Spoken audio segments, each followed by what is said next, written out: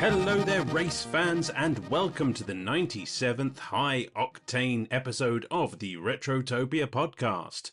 I'm your host for this week, Alan, and today we are talking about the SNES classic racing game F-Zero.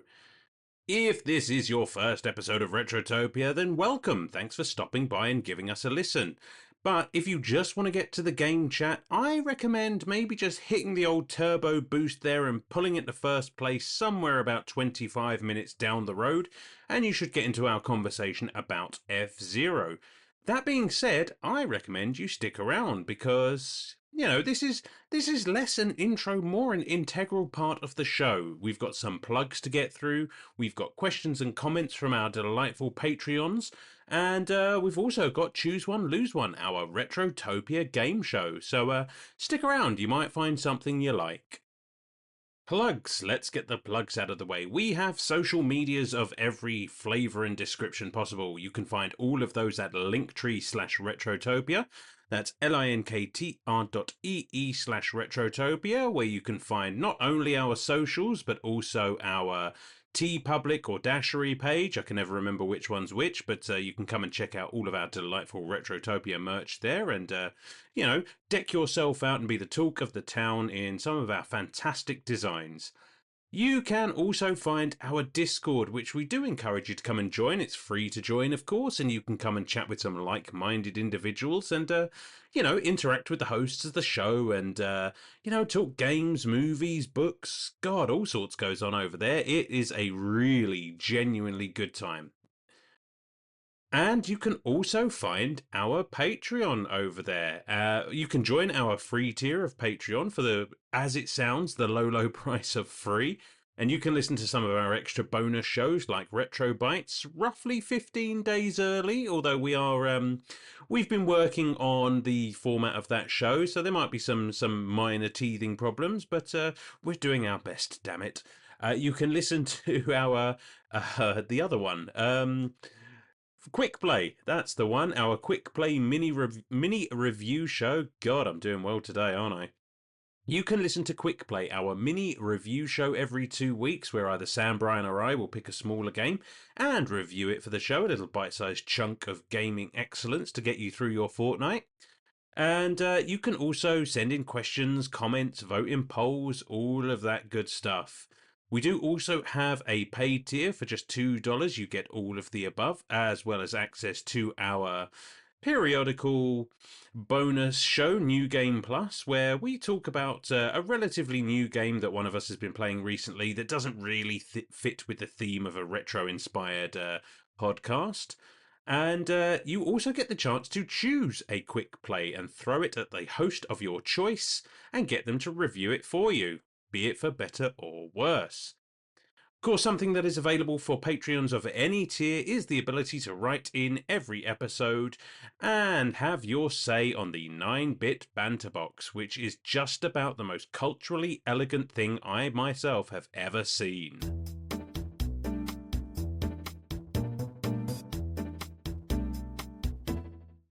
Alrighty then, let's see what some of you guys had to say this week on the 9-bit banter box. First up, we've got Nintendo's before hoes.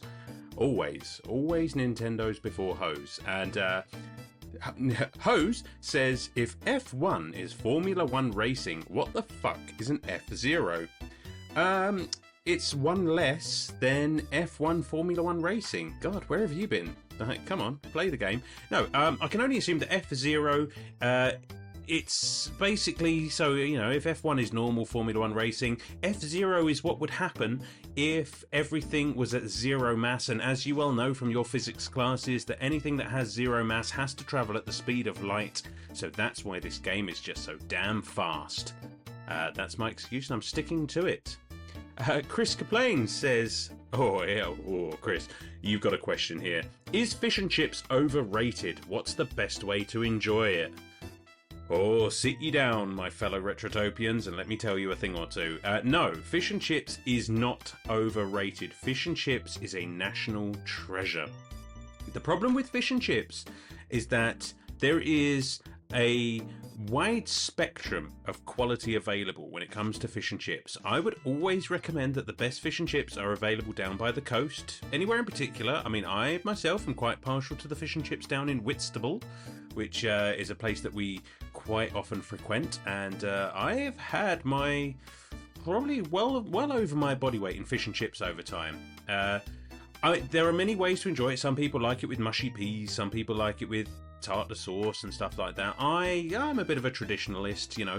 I like a massive lump of cod, all covered in batter, nice crispy batter, but a good cod to batter ratio is essential. And more importantly than that, the entire meal hinges on the quality of the chips. If the chips are bad, you might as well just throw the whole thing out. And a good fish and chip shop chip should be quite soft and light and fluffy.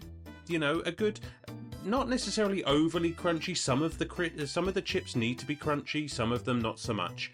And absolutely slather them in salt and vinegar, and just keep it coming as much as you can possibly fit in whatever newspaper you're using to wrap it up with.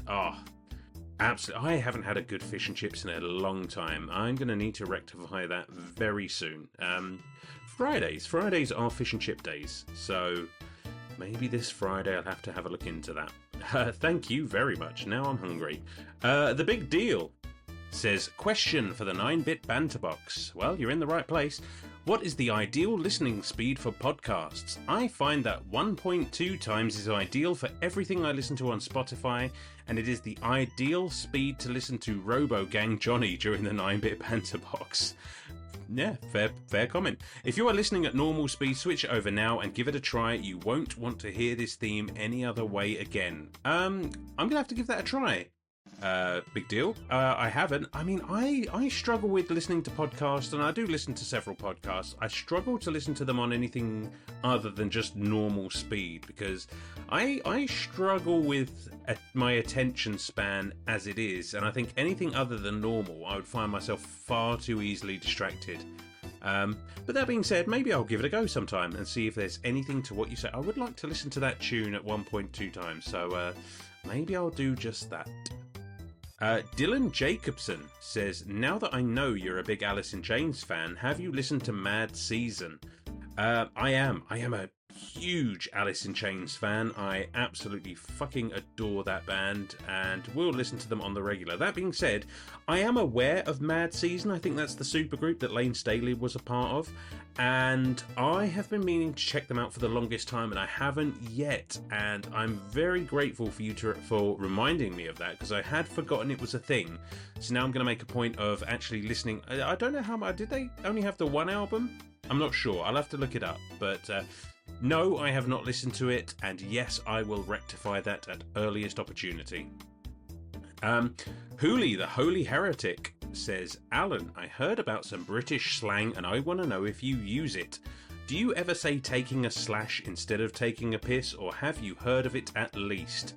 Hooli, I've not only heard of that phrase, I use it incredibly commonly. In fact, I probably say that more than any alternative. It is very commonly said over here in the UK, taking a slash. I hardly say taking a piss. Yeah, we use it a lot. Gonna go take a slash. I'm just gonna popping off for a slash. Yeah, incredibly common. So don't worry, you've not been led wrong. That is genuinely a thing.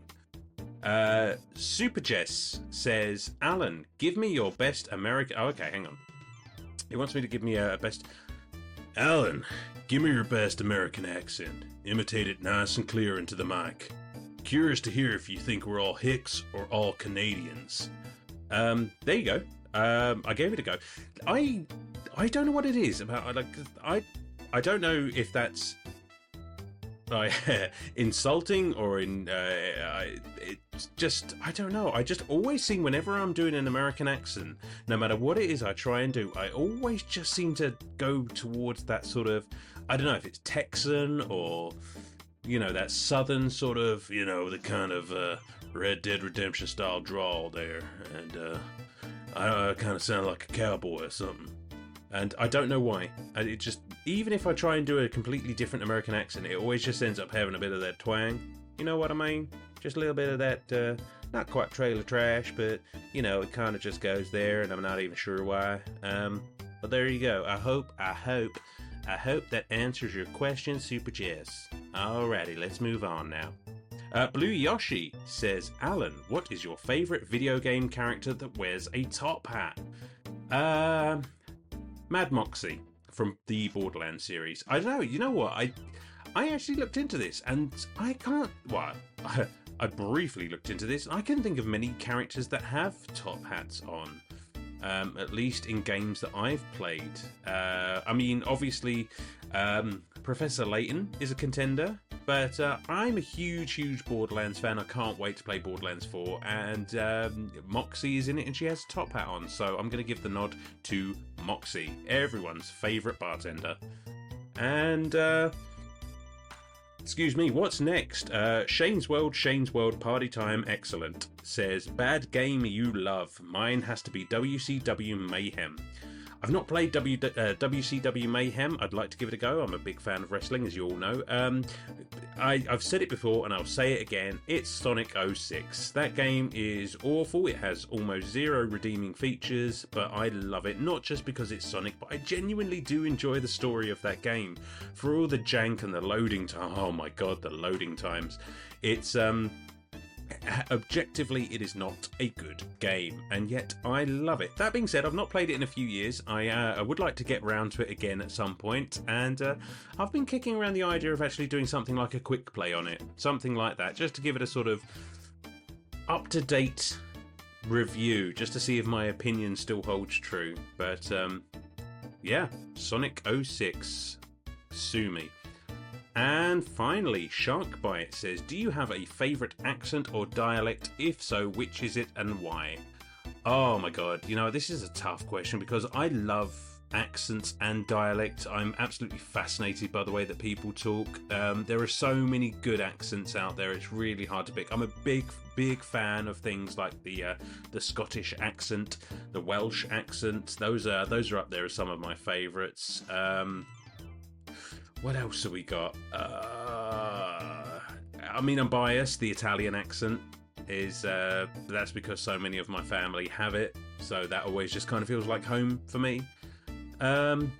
Australia, that's got a great accent. I don't know what it is. I mean, an Australian could give me the worst news ever. And I think I would just like take it happily because they just sound so fucking friendly when they talk. I don't know. It's just... Maybe it's that whole Steve Irwin thing. Maybe that's what it is. I don't know. Just to name a few. I don't think I could pick a favourite. Lame answer, I know, but there are just so many great accents out there, and I just love listening to the way that people talk. And, you know, trying to imitate them badly, which is the only way I know how to do them. Alright, brilliant stuff. Thanks everyone for writing in as always. That was a fun one this week. Let's keep the ball rolling and move on to our next section. That's right, it's time for another installment of Choose One, Lose One, the Retrotopia game show where you pick a power from the game of the week and we ruin your lives.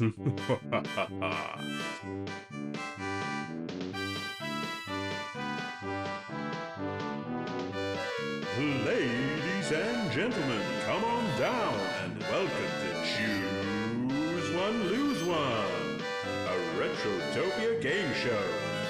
Try your hand and pick your power from the game of the week, but beware, because every rose has its thorn, every high has its low, and every power has its consequence. So come, roll the dice if you dare. Aim for the stars and watch out for the sting in the tail. First up on Choose One, Lose One is Chris Kaplane, who says, I want the ability to get launched in my vehicle at 800 kilometers per hour, have it burst into a fiery crash and not only survive, but be able to get back into an exact replica and drive around just like I had been 5 seconds ago. Chris, done. You can now do all of those things that you just said, except now that is your life now. An endless stream of fiery deaths and reincarnation for a race that never ends. You're stuck in a loop, my friend. Enjoy. Next up, we've got supercalifragilistic... Fuck, I was so convinced I was going to get that. Hold on. Supercalifragilisticexpialidocious. Close enough. He says, I want my car to hover so I won't get flat tyres anymore. Okie dokie, your car always hovers, except it always hovers. You cannot park it anywhere without the wind blowing it away or it gliding downhill, so your car now just drifts away from you wherever you park it. The big deal says, how about the ability to enter a skyway and bypass any and all traffic in the middle of rush hour? Well, big deal, sat-navs don't work on the skyway, you ding-dong, so now every time you use it you get hopelessly lost and spend the exact amount of time trying to find your way home as you would have done just waiting in traffic. What a waste. Hooli, the Holy Heretic, says, well, I just want that turbo boost in whatever vehicle I'm driving. Get out of my way, motherfuckers. Good, lovely. Yes, you can have that. Unfortunately, unless you're a fighter pilot, and I'm not aware of it, Hooli, please let me know if you are. You are now unable to handle the G-force, so you instantly pass out and crash into a tree. R.I.P. Hooli, the Holy Heretic. Super Chess says, gimme that Falcon Punch. Not quite the same game, but I'll take my chances at bending the rules. Oh, you bend away, Super Jess, because now the first time you use it, your hand stays on fire forever, making your day-to-day tasks more or less impossible. Enjoy that challenging wank, because now your hands are on fire. Blue Yoshi 94 says the ability to feature in WarioWare. Well, Blue Yoshi, if you want Wario to do a favour for you, you gotta do a favour for Wario, and you just know that guy doesn't wash it. So, enjoy. Shane's World says the ability to drink beer while driving but have it turn into turbo fuel while driving instead of getting drunk. Having this ability would make it easier to outrun everything and lose the cops. Now, just full disclosure, obviously we here at Retrotopia do not condone the drinking while driving. That being said, this is not making Shane's World drunk, so he gets a pass. Done. But now, your beer shits are absolutely preposterously powered, and every time you use the bathroom, you need to buy yourself a new toilet. Every single time you go. And what else we got? Okay, Dave McGuinness says, I want the ability to drive over something on the road to refuel my truck. Well, Dave, you fucked up there, son, because you only said something. You're not specific enough, mate. You only said something, so the thing you have to drive over and refuel your truck is spoiled fish guts and other gross things. And now you and your car stink permanently because there is no getting that smell out of anything, my friend. Sorry, might have to trade in your car and your body, perhaps for medical science. I don't know. And I think that's all of you. Wonderful. Thanks for playing, guys. Listen, with a game like whatever we're talking about, F-Zero, that's the one, I didn't know how much you'd be able to give me on this one, but you guys really pulled it out of the bag and came up with some creative powers. So thank you for playing along. That was fantastic. All right, so that leads us directly into our next delightful little section here, which is, of course, and as always, the Gentleman's Interlude.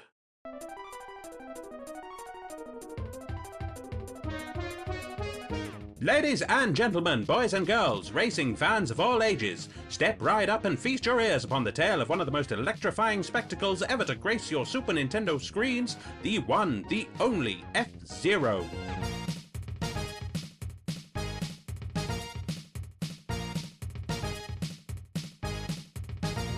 Developed by the legendary Nintendo Entertainment Analysis and Development Team, under the masterful guidance of none other than Shigeru Miyamoto himself, F-Zero roared onto the scene in the closing days of 1990.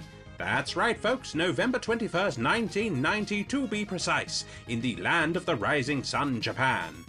Not long after, this futuristic racing marvel made its transatlantic leap, thrilling North American and European audiences with its dizzying speeds and daring circuits. Now, what is F-Zero, you ask? Imagine, if you will, a race unlike any other. A competition set in the year 2560, where gravity is but a suggestion and speed is the very essence of life. The racetracks? Twisting ribbons of neon, looping and diving through towering cityscapes and barren wastelands alike. And the vehicles? Hovering craft propelled by engines so powerful they defy physics, capable of speeds that would make your head spin faster than a roulette wheel. But it's not just about raw velocity, dear listeners, no sir, F-Zero was a masterclass in innovation.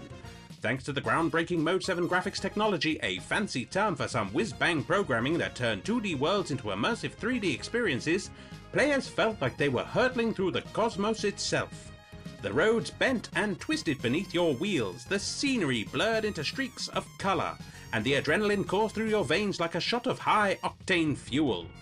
At the helm of these futuristic speed demons, pilots like the enigmatic Captain Falcon, the Blue Falcon of the Blue Falcon no less, raced with a mix of grit and grace, dodging opponents, avoiding deadly crashes, and pushing their machines to the absolute limit. The soundtrack, composed by the talented Yumiko Kanki and Naoto Ishida, pulsed with electronic energy, perfectly matching the fever pitch of the competition. So here's the lowdown. F-Zero is not merely a game, it is a testament to Nintendo's dedication to pushing the boundaries of what a video game can be. It set the stage for countless races to follow, inspiring speed demons and thrill seekers around the world. Released in 1990, it kick-started a franchise that's still beloved decades later. Folks, when you slide into the cockpit and hit that gas, remember, you're not just racing, you're part of history. And that's the story of F-Zero for the Super Nintendo Entertainment System. On your marks, get set, go! Alright then, so nothing left to do but to talk about the game itself. And before we do that, of course, we like to listen to what you guys have to say about the game.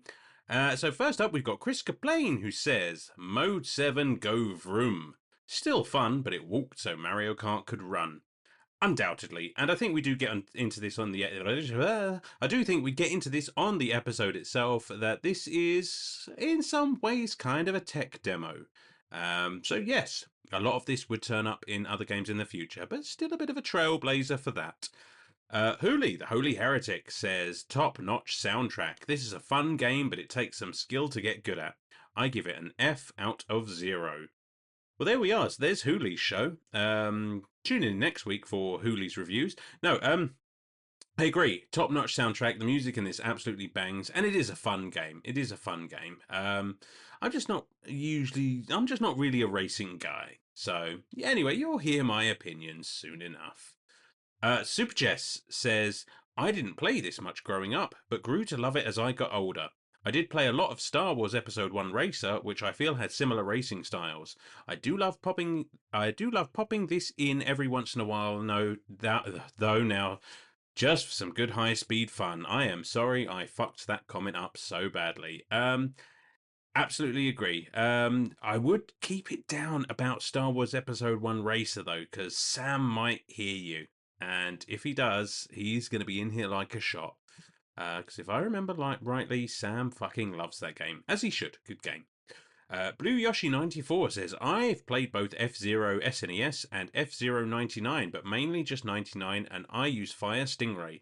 Also, isn't Mario Kart SNES really similar to F-Zero? 5 courses per cup, 4 laps? Yes, it most likely is, Yoshi. I've never played F-Zero 99. I think it comes up on the show, briefly. I'd like to give it a go, but I'm bad enough at this game just by, myself. The idea of playing with 99 other human beings who've all been playing it for quite some time kind of terrifies me, not going to lie. So, I don't know. Maybe I will, maybe I won't. And Shane's World is going to bring us home. Shane's World says, never played an F-Zero game, unfortunately. Well, the good news is, Shane's World, is that you don't have to play an F-Zero game to enjoy this episode, because we're going to lay it all out for you right now. So thanks, as always, guys, for writing in. We love your interaction. We love what you bring to this show. Keep it up. Keep up the good work. Alright then, without further ado, make sure your vehicles are properly fueled, put your pedals to the metal, and try not to crash into anything and explode. because Sam, Brian, and I are going to talk about F-Zero, released for the Super Nintendo Entertainment System in Japan on November 21st, 1990, in North America on August 23rd, 1991, and in Europe apparently sometime in 1992, because we always get things late. Thanks for listening, guys. On your marks, get set, and enjoy the show.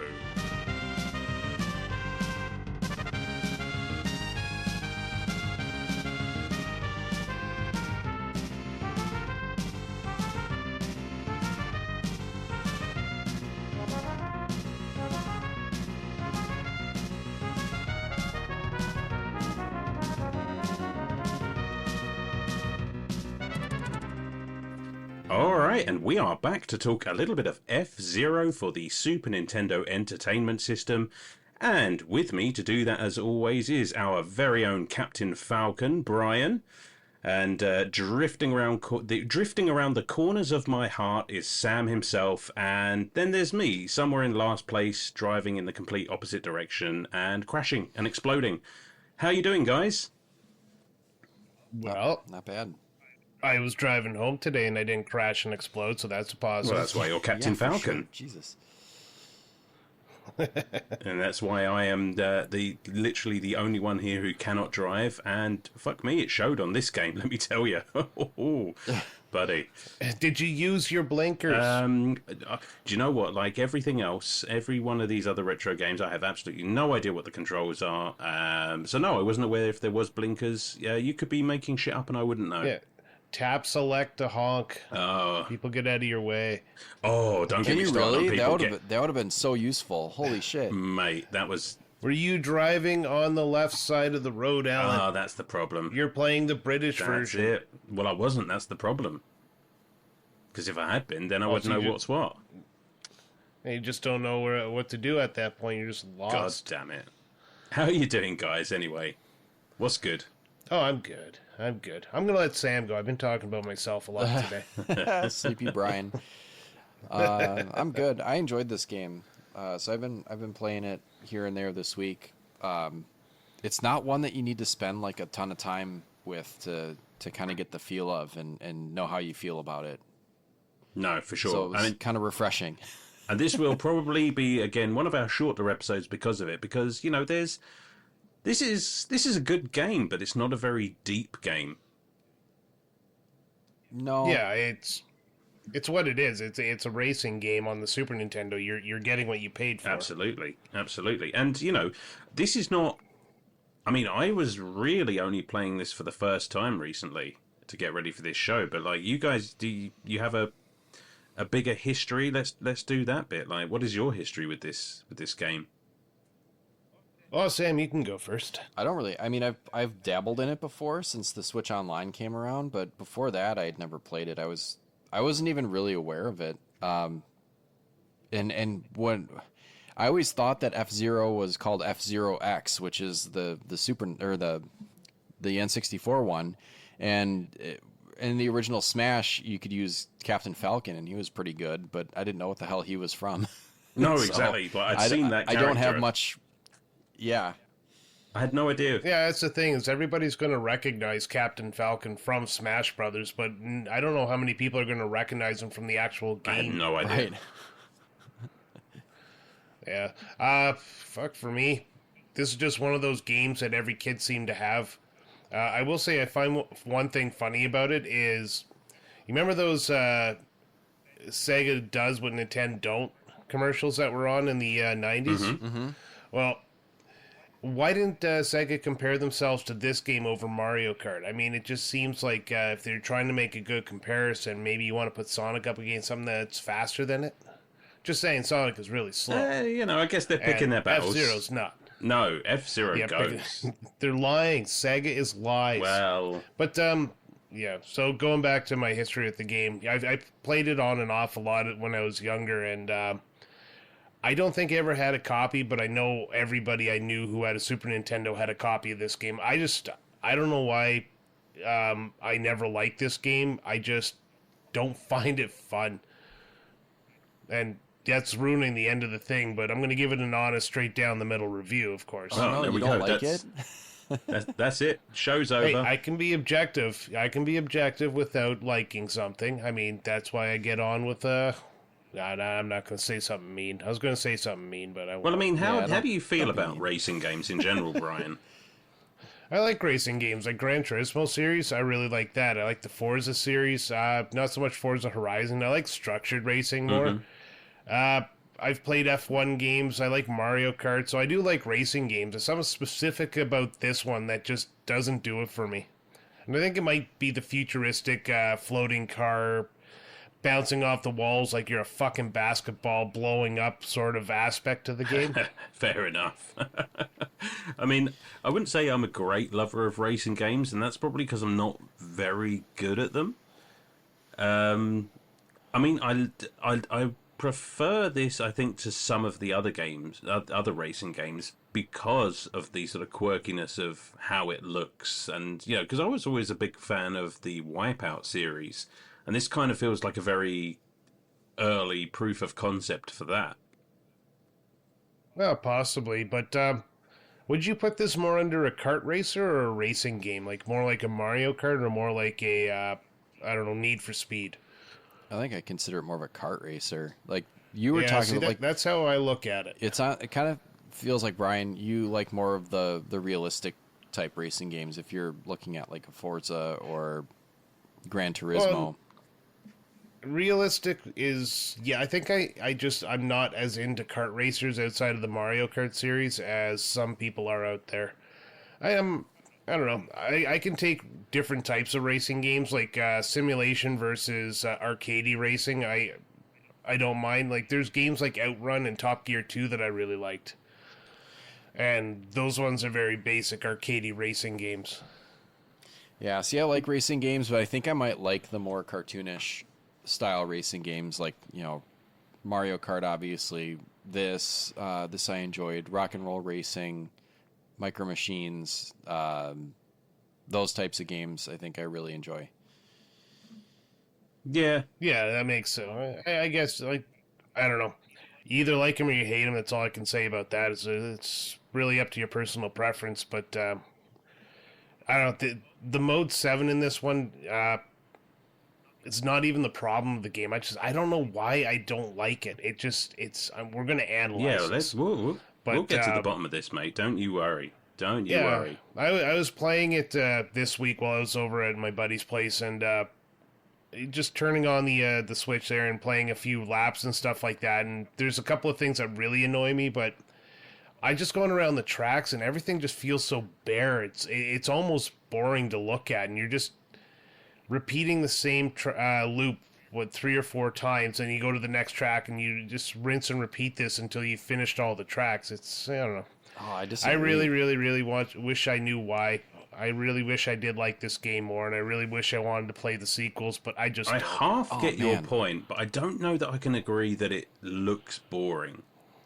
It's colorful, and it's like it really pops. the environments So, I are mean- kind of cool. Like, yeah, they're a little like, I mean, they have to be a little bit barren because they're you're not going to populate it with people and stuff like that. Came out Well, like how often did you 1991? look off the track, though? I mean, I I couldn't. was always looking at the track. Yeah, exactly. So, I mean, they don't have to make big graphics outside of it, and if it's the colors that make you happy, I mean, it's all the power to you. Yeah, There's no crowds. There's no sense of you're in this intergalactic race. There's nothing to say that, you're being watched on TV like Rock and Roll Racing always made you felt like you're racing to an audience or something like that. I suppose, but this was a bit more innovative than a Rock and Roll Racing, because Rock and Roll Racing took just the top down and kind of just made it a little bit more isometric. This completely did something different with Mode 7. I just thought, I think this feels like a tech demo for Mode 7. Do you know what? Yeah. As you were talking, like that did start to creep into my mind. It's just like, because it is kind of basic, but I think the main draw of the thing is that Mode 7 and just how well it's implemented and how good it looks, and maybe that's what they were going for. I don't know.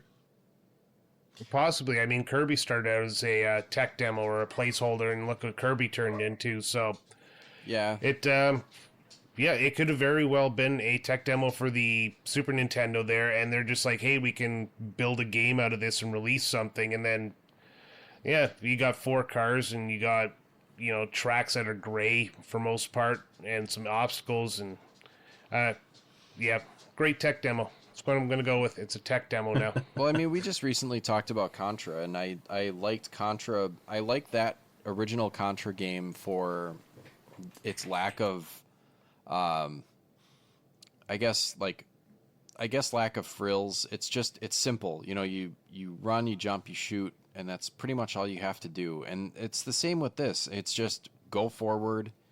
Obviously some of the, you can ramp up the difficulty if you want to, and there's like the 3 cups that you can do, and the third one is the toughest. So the courses do get more challenging, and so that's kind of where the variation comes in. But at the end of the day, it's a simple, racer, and there's no frills to it. There's no items. There's no, well, and it's fast. I just looked it up. It literally was a tech demo. Are you serious?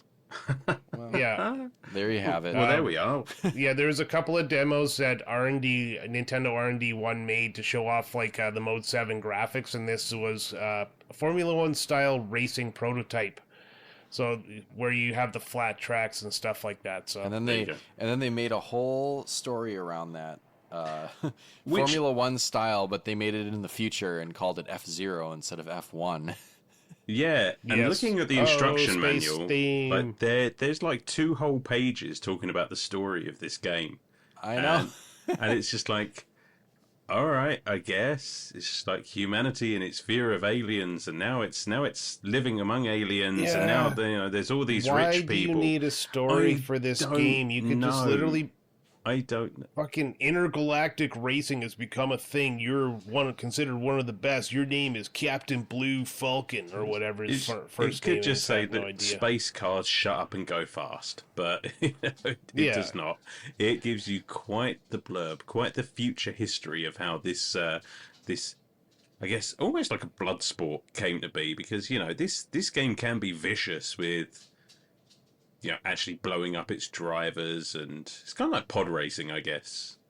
Yeah, I was In a actually going to sense. mention that it is kind of, and it goes fast like the pod racer game, because you look up at your speedometer and you're up in like the 400, 500 mile an hour Yeah. range. Kilometers per hour. We use the metric in the future. Wow. Well, actually, it's probably better to use metric if we're being honest. Is it fair to say Yeah, that? well, 400 kilometers an hour is pretty fast, but I mean, an F1 car can top 300 kilometers an hour as well, so Wow. at least they kept that in the realm of realism. Yeah, but they're not floating. They're not floating. I think. Yeah. You also don't have mines on an F1 track. True. Or other drivers, like what the fuck were they doing? Were those Oh. other racers they're- in the race? Like all those little yellow cars that would fuck me up? Like I was thinking like, are we just racing on some open road and these are like commuters going to work and I'm blowing past them and like blowing some of them up? Yeah, because you have the 3 types of cars, right? You have your rivals, you have the brown ones, and then the green ones, and the brown ones are like, your grandmas. They're just driving slow, and they're just sitting there blocking your path, where the green ones, you bump them enough times, and they're going to explode. They're annoying as It's hell like- when you're in first place and they can kind of fuck up your run because they can. They do fuck up your run. They're But always in without- the way. Always in the Yeah, way. but without You're them, sweet ass sliding around the fucking corner, and you bump into one of those brown guys. The next thing you know, you're ping ponging off the fucking walls, and there comes second place. It's always right behind you. oh, they're always Just casually drives around, and he fucking wins. Now, Happened to me on the last lap of so many fucking know. races. But the thing is, like, without those cars, as frustrating as it can be to run into one of them, wouldn't the game be kind of boring without them? I mean, if you're in first, there's really nothing to stop you from staying in first unless they give you some obstacles. Not And if you're I as guess, not if you're as I bad guess as it's I kind am. of a That's the lazy problem way with to do this game. obstacles. But Yeah. whatever. The course itself Like is they an could have obstacle. made they could have made better tracks or something like that, or I mean, the landmines is not a bad idea because at least it's something on the track there. But just having random cars show up in front of you, it's like, yeah, we're gonna race on this futuristic track with traffic. You see, I genuinely thought that those are the cars I was lapping. It didn't even occur to me that they were just there randomly. I just thought, oh, I'm doing really well. That this is whatever fuckers in last place.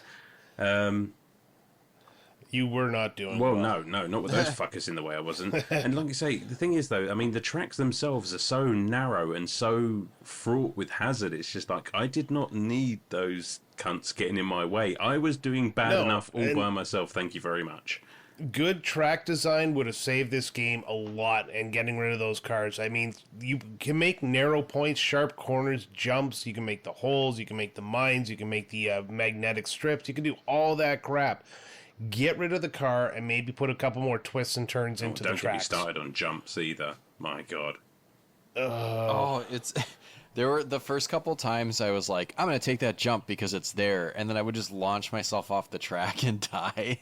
Yeah. Oh God, that too. Or you land on the side strip there, and it just like hurts you, and you can't get back on in time. And you blow up. That's not even the worst one.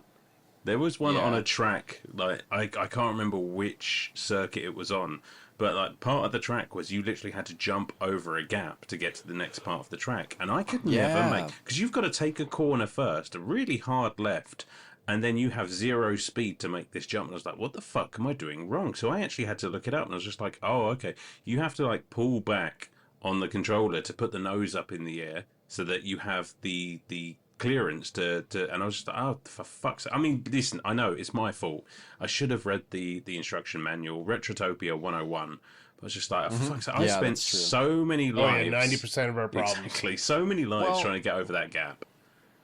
Did the manual tell you that you could pull back and jump higher or further?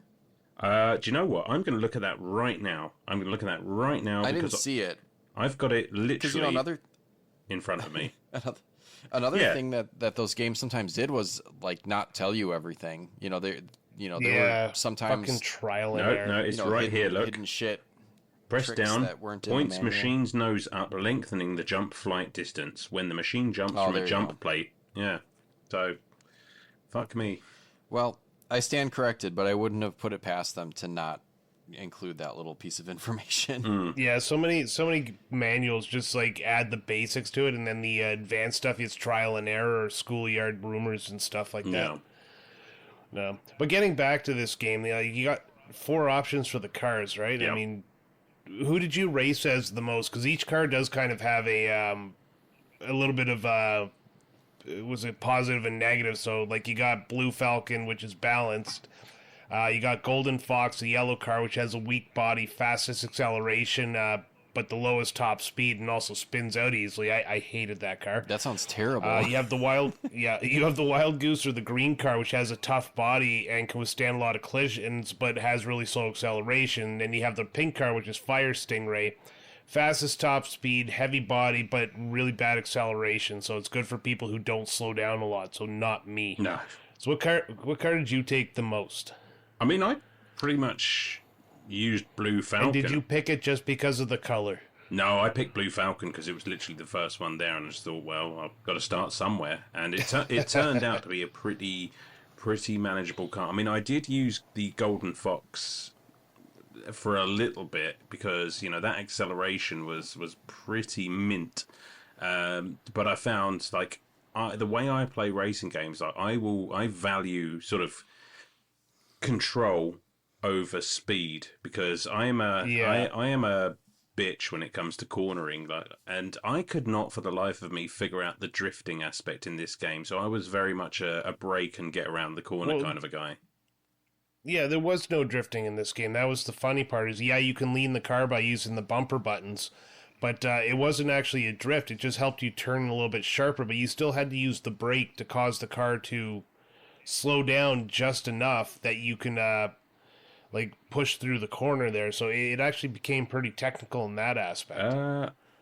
It's not like Mario Kart where you just slide until you got enough boost and then go straight. I was under the impression that if you pressed both the L and R buttons on the top, you would actually drift. Oh, that'd be news but to me. At the same time, can't confirm. Yeah, I think so. I'm sure I saw that somewhere. Well, maybe the reason I Because there's couldn't a figure out break then and because I didn't yeah, there's a fucking. break and a boost. Well, yeah, no, I mean the left and right on the top there. One leans you Yeah. one way, one leans you the other, and pressing both of them, I'm told, would drift you around the track. But maybe. No, I just looked it up. It says no, it does not. Oh well, that's the reason I couldn't get it to work then. Fucking game. Yeah. Yeah, the boost that Sam, you brought that up there. I didn't realize that there was a little icon on the bottom right that you got to boost every lap until way too long into the game. Yeah, I just kept trying to spam the boost button. It's really helpful, but I didn't notice it until I did like a time trial or just like a practice run, and I was trying to just see what all the different buttons did before I looked at the manual, and that's where I discovered the boost. But yeah, it is useful because if you save them up to the end and you're in trouble on the straightaway, you can use it to catch your opponents. But otherwise, like, man, you can be doing well for 4 laps and then on the 5th lap get just kind of royally screwed. That happened to me a few fucking times. ping-ponged off the walls, and then the guy just casually floats by you right over the line. That ping-ponging was so obnoxious. The amount of times, and like you said, you would be generally having a good run, and all it would take is just bumping, and you would literally there's zero way to get control back. At Yeah, it least takes a not lot until of concentration to play these games. You either come to a dead stop and lose all that time in all those places, or you just sit there and hit the restart and you start the whole friggin' thing over again. Yeah, exactly. And this game did what Mario Kart did, explode. where you have like lives, right? Yeah. Like you could restart, but you'd lose a try. Yeah. And yeah. Yeah, that wasn't a bad thing, but it was unnecessary because, I mean, if you fail to get through the race, give somebody a chance to retry as many times as they want. Don't make them go all the way back to the beginning after 2 lives. Yeah, I mean, that only really works if it's an arcade game. I don't understand the holdover there. Yeah, and considering this wasn't an arcade game, at least not originally, I don't see why the lives thing had to happen. Agreed. Mind you, at the same time, I mean, I don't know why they had to throw traffic in the way either in these intergalactic super secret special races. On these insanely narrow tracks with hairpin turns and... I'm not the developer, so what can I say? I have no idea. What else is there? Those magnetic strips and that wind track, the death wind track. Yeah, those sucked. You're supposed to be able to, like, the idea behind it is to use the right and left shoulder buttons to kind of keep yourself in the middle, but again, it just kind of felt like I was flying back and forth and I couldn't really control myself anyways. I hated those things, and I genuinely didn't figure out to use the L and R buttons to try and get off of them. I was just pointing my nose in the opposite direction and just hoping for the best, but it's just like, come on, really? Like, I was having a good time. We were all having a good time until you put that on the track. Yeah, well, but if there wasn't any traffic in the way, those things wouldn't be a bad thing. I don't know. They still kind of pull you into the bumpers or the bumpers, or they do. But once you realize you can use the L and R button to kind of pull yourself away, at least you have a way to mitigate that. But if you're doing that while trying to dodge cars, it becomes. Anyways, I think my biggest problem with this game, and I'm going to stop talking about it, is the traffic. Yeah. Gets in the way, and you're on the magnetic strip, and it makes it very, very difficult to pull yourself off. Yeah. Pull yourself off. Nah. You did have some positives there. You had the boost in some dash zones or whatever it's called. So you go around and you hit like the classic arrows on the ground. It would speed you up there for a little bit.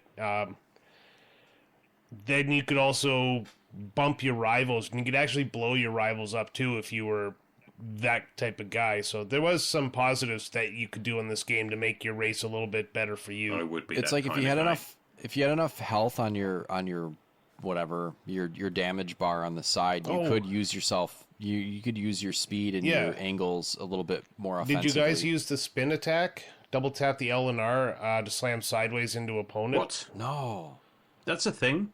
Yeah, apparently. Shoot, I No. was not playing this right. Looking at some controls Like, here. I was aware of the fact that you could sort of target and attack your opponents, but I found that the fact that you would bounce yourself off of them as well, it just became too risky to use. Yeah, you had that power bar, and you had to go through the pit lane there to get your power bar to I go up, and you only really had like that.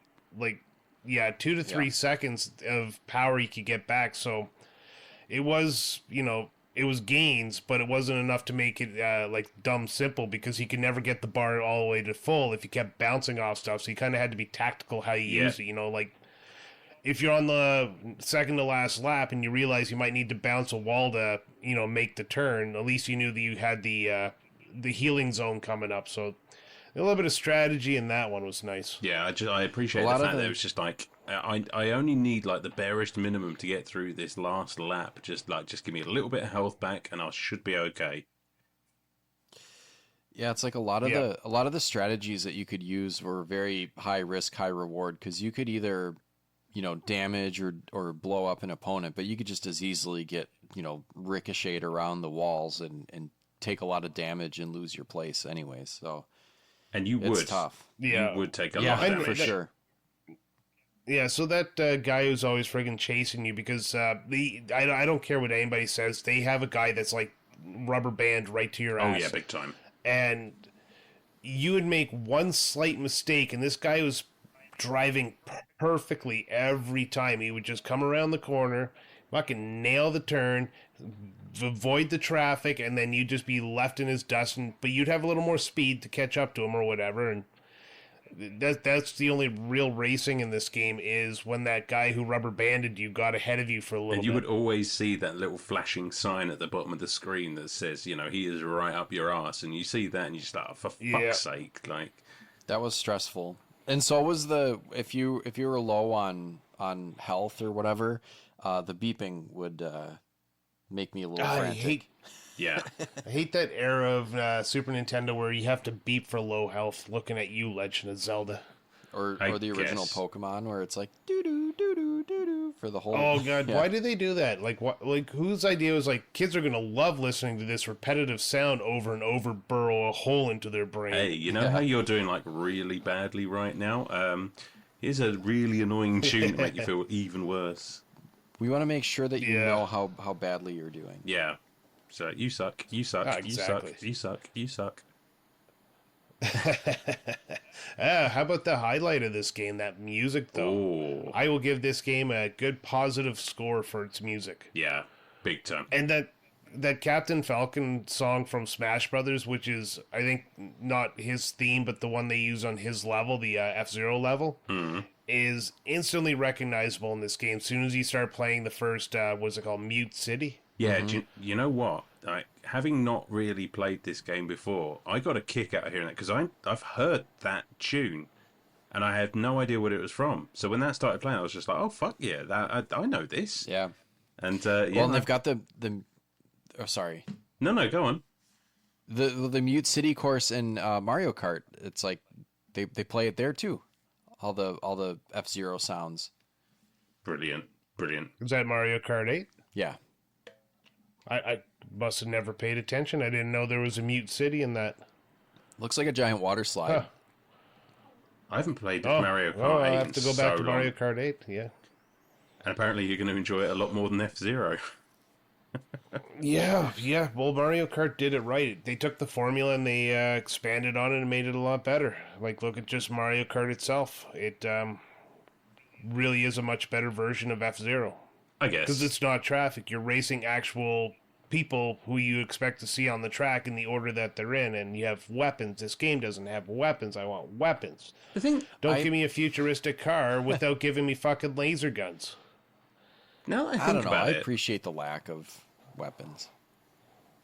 Yeah, I mean, I don't think it's Missiles. quite a kart racer without weapons.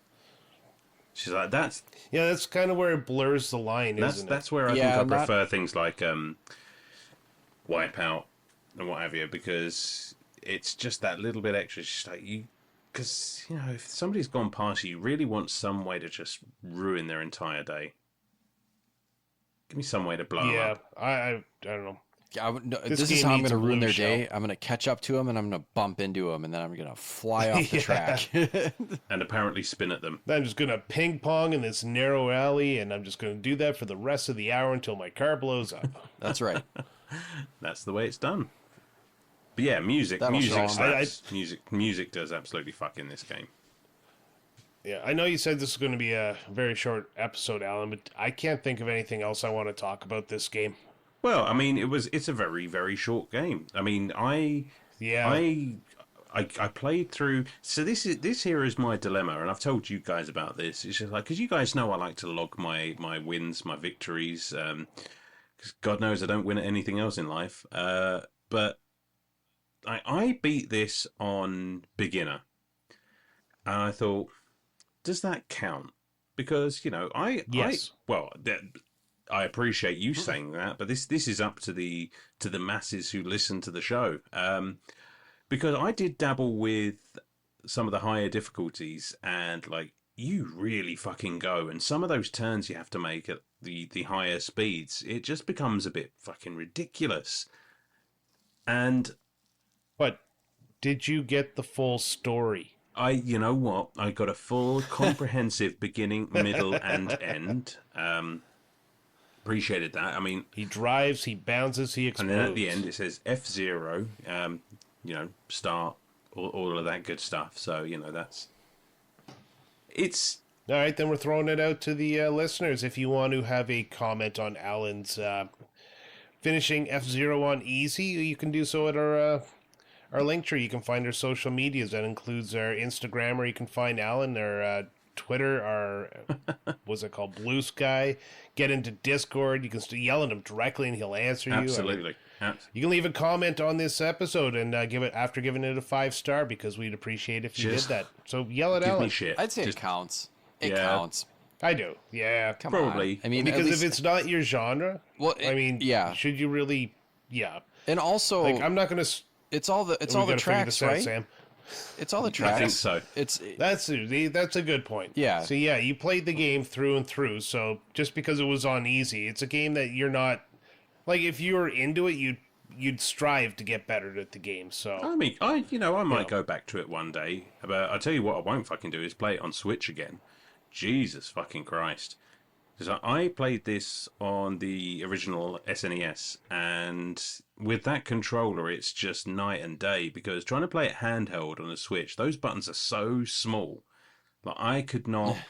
Because I don't know about you, but I generally play like I'm like holding my thumb on accelerator, but just far enough that I can tap that brake with the end of my thumb when I need to.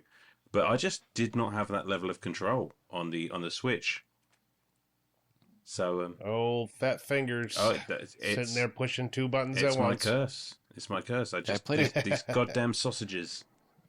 I played it with the 8-bit do or whatever, the one that looks like the PlayStation controller fucked a Super Nintendo controller, and that one worked pretty well. The buttons are the right size, and it's got a comfortable grip and stuff, so I had a good time with it. Yeah, that's the way to go. Yeah, that 8-bit do is a great controller.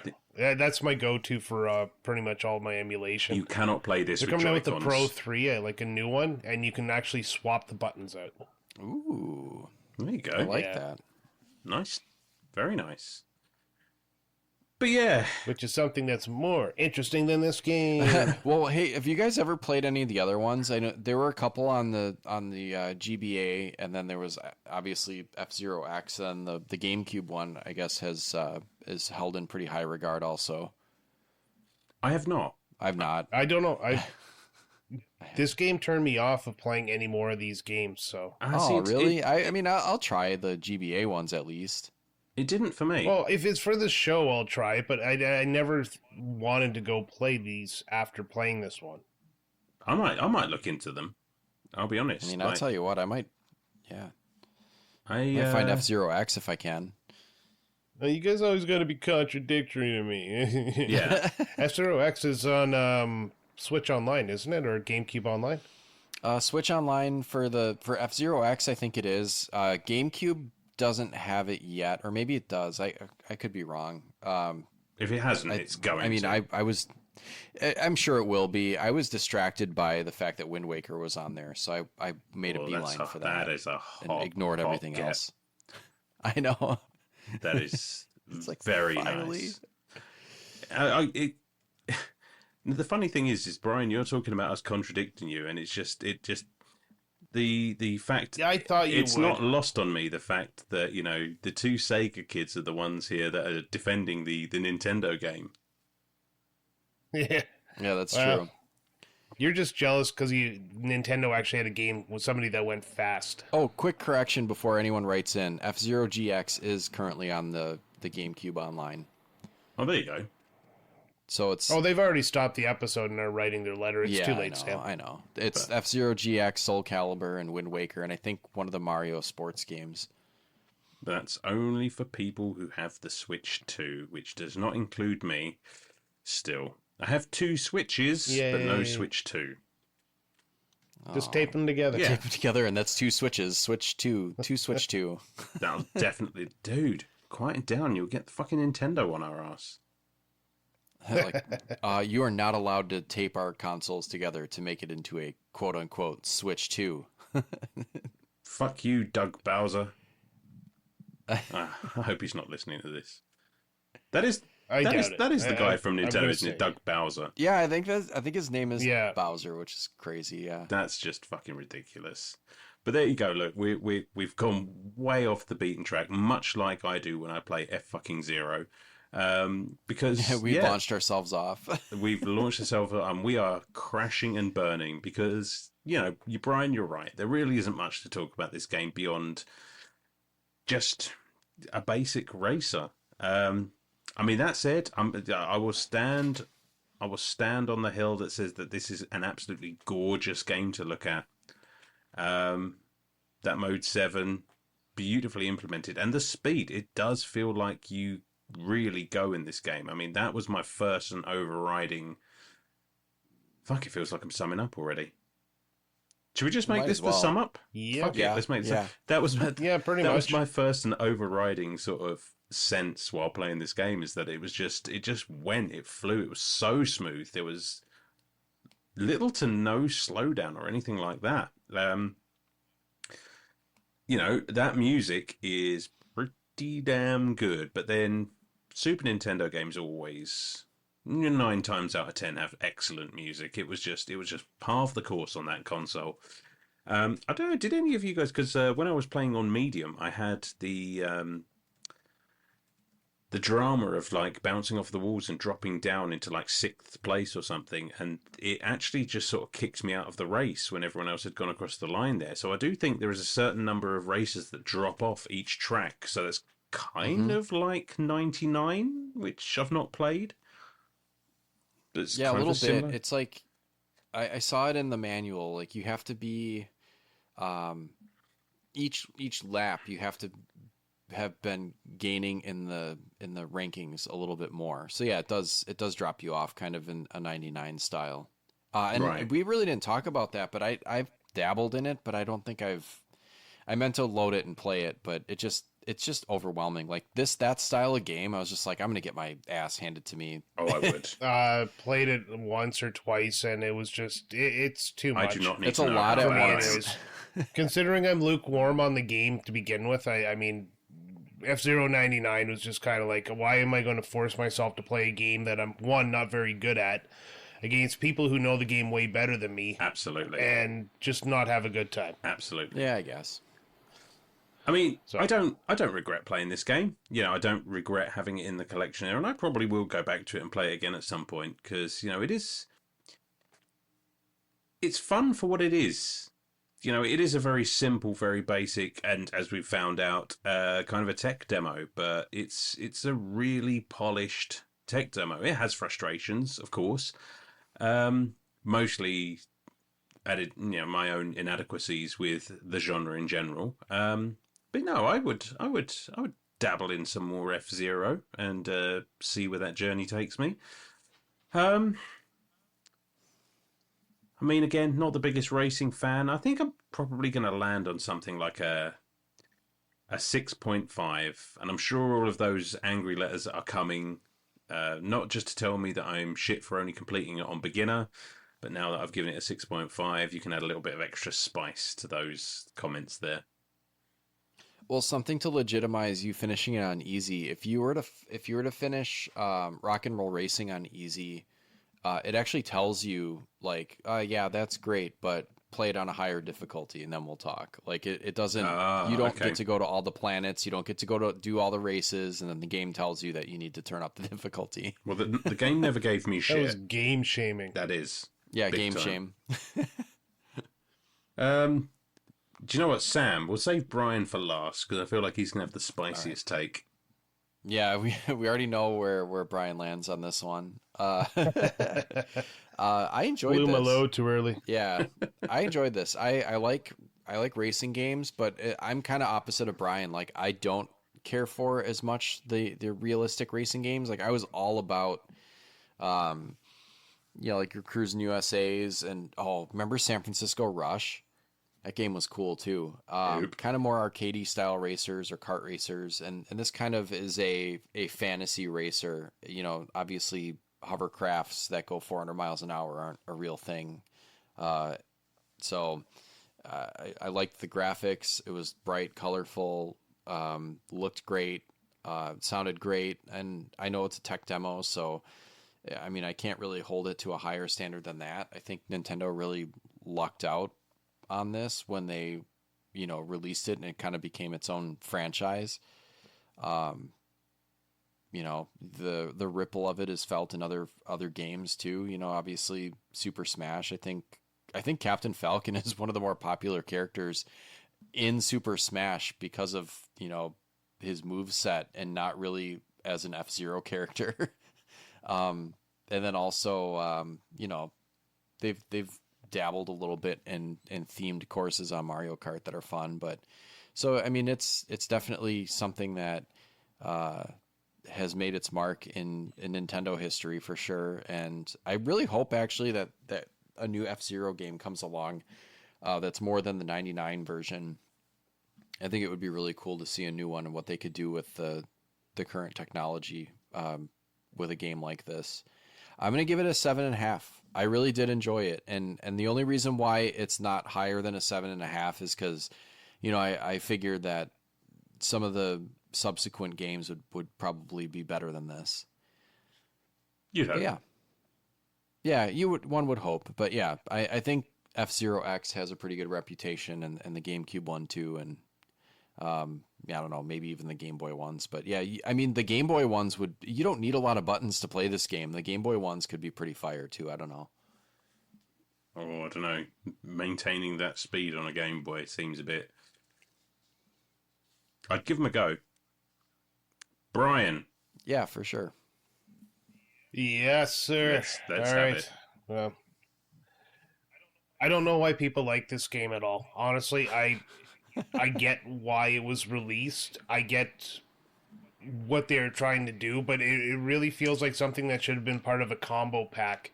Maybe released with the Super Nintendo to show off the fancy Mode 7, Super Mario World and F-Zero, like you had Super Mario Brothers and Duck Hunt. I find the graphics very sparse. I have no problem with the color palette they use. I mean, you're right, it's very colorful, but there's just nothing really to look at except for repeating patterns. And, it's specifically designed so that, it looks good in Mode 7, which often can just flatten, pixel art. No, like, the tracks themselves are pretty much the same thing. They didn't even vary the color of the cement in a lot of the tracks, but, you get what you get. I find the track design as well actually probably would have been better if it didn't have so many obstacles. Otherwise, the track designs were just... you couldn't even get skill out of the track because you also had to avoid these random obstacles, these cars. And I felt that really took away from the game because you're not racing, you're just basically dodging. Leaving the mines, leaving the gravel or whatever slows you down on the side there, leaving the damage and all that kind of good stuff, but making an actual racer. And make I'm not going to say make the AI better because that's kind of telling, 1990s to catch up to today. But get rid of the rubber banding and actually make the game racers, I guess the AI, I guess I can't say anything else, but make it actually race you instead of just automatically being behind you. Overall, I mean, it's a very, very boring racer. There's way better racers on the Super Nintendo, which is what I'm comparing this to. So I just absolutely cannot like this game, but I'm not going to take it out on any future game because I've never played the subsequent F-Zeros because this game is so uninspired to me. I really wish it was maybe a bit longer. I wish there was better track variety, more cars, maybe some customization to your cars to add a little bit of I guess flair to the game. Like if you take Top Gear 2, you can add parts to your car to make it a little bit faster, handle better, get more nitrous. This game lets you do nothing. It's a bare bones game, and I think that's where it suffers the most. I'm going low. I'm going 4 out of 10 on this. Oh, thanks, Brian. I feel like you just took a bunch of heat off of me. I appreciate that, buddy. I appreciate that about you. Well, you know what? It gets 4 for the music, which I liked. Yeah, music is good. But they are. Yeah. I mean, that's 3 completely different scores, which is nice. That is... I like a bit of variety. You know, we've basically covered all the entire scoring range there. Brilliant stuff. That's the first time I think we've actually had this wide of a range for a game. Yeah, I like it. Well, or there we without go. Me just being the outlier, like BioShock, where I just didn't like it. I can't even remember what score I gave that, but I think it might have been higher. But Far Cry was one that I was a bit low on. 8 out of 10. For BioShock? It might have actually been, because I think I might have recognized that it was a well put together game. I just didn't know how to play it. Here's a question before we wrap up, Brian. You mentioned that this isn't your favorite, that there are better racing games on the Super Nintendo. Besides Mario Kart, obviously, what are some of your other favorites on the Super Nintendo if you have them? Right off the top of my head, like Top Gear is a better series. We should probably cover some more of those then, because I'd be down for that. That'd be fun. Mario Kart's a better series. Super Off-Road, Stunt Racing FX was not great, but still better than this. Rock and Roll Racing, Top Gear 2. Let's see what else is there in my mind. Micro Machines was on this. And you didn't like Rock and Roll Racing as much. We've covered that one. No, Rock and Roll Racing, but still better than this. Wasn't the greatest game, but we were still early in the podcast there. I might have been trying to be a little edgy, but God, I love that game. I also think I had a bad run on it as well. So it's possible. No, but yeah, there's a lot of other games you could try. Just games that came out later and they kind of figure some stuff out. I don't think there's any game besides Mario Kart that really does Mode 7 graphics. Yeah, I don't think Mode 7 was. I mean, was that proprietary to? Yes. To Nintendo? Yeah, they must have developed it and only used it in their games. Because, yeah, you got Mario Kart and... Oh, no. Because, remember Illusion of Gaia when you're, walking around on the map? Yeah, Mode 7 is Super Nintendo, but other people building for the Super Nintendo can make it. Oh, that's true. Okay. Final Fantasy VI used Mode 7. NHL Stanley Cup, Pilot Wings. Yeah. So what other... It's around. Not on other racing games, though? Let me look at a list here. Yeah, we don't have to belabor the point. We should cover more. I like racing games. Yeah, I'd play that's right. Chrono Trigger used Mode 7 graphics. That's what to make the effect when you're going through the portals. Oh yeah. We should cover that game someday. Well, one day. Again. No. We've established that Brian can't think of a single other racing game on the Super Nintendo that's better than this one. I may not have been listening to the last couple of minutes of podcast. Something caught my eye over in the corner of the room. But I think we're going to call that an episode. What say you, gents? Yeah, that's good enough. Yeah. All right. Well, who wants to let everybody know where they can find, not necessarily Retrotopia because they know where they found that, but where can they find everything else? All right, I got this. Hold on. warm up. All right, if you want to find us and you want to show us some support, you can do so wherever you get your podcasts. You can give us a 5-star rate and leave a comment and tell us what we did great or what we could do better. We always love hearing from you. If you want a little more direct access to us, you can find us at social media at linktree/Retrotopia. That's linktr.ee/Retrotopia. Or you can find our Instagram, our Twitter, our Blue Sky. Link to our Discord, where we have a nice little community going, as well as a link to our Dashery store, where you can buy some merchandise, which has been, think shop or workshop by all of us and designed by myself. So head on over there and get some nice stuff. If you want to get a little more intimate with us, and you can do so, or you can head over to patreon.com/Retrotopia, where you can join for the low price of $0.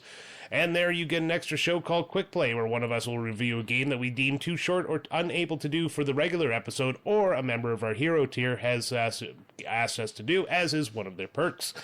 You can also get the other show, what's it called? Retro Bites. Holy crap, I'm going too fast. Retro Bites, which comes out 15 days early very often, but we're going through a revamp right now. Plus, comes with an extra topic on Patreon. As well, you can join the Hero tier where you get all that, and you get a couple things more, including After Dark, which is our little warm-up show we do before we do every weekly episode. And we want to thank you, the listeners, for listening. Oh, so well, smooth. You're doing that every week now. Yeah. That was smooth Canadian whiskey. All right, but one of you has to sign us off the show. That's true. We do. And these are always the hardest thing to think up. Sam, have you got anything? No. I hope no one crashes into you with a hovercraft on your way to work tomorrow morning. How about that? That'll do. Have a safe drive to work and don't get crashed into by a hovercraft.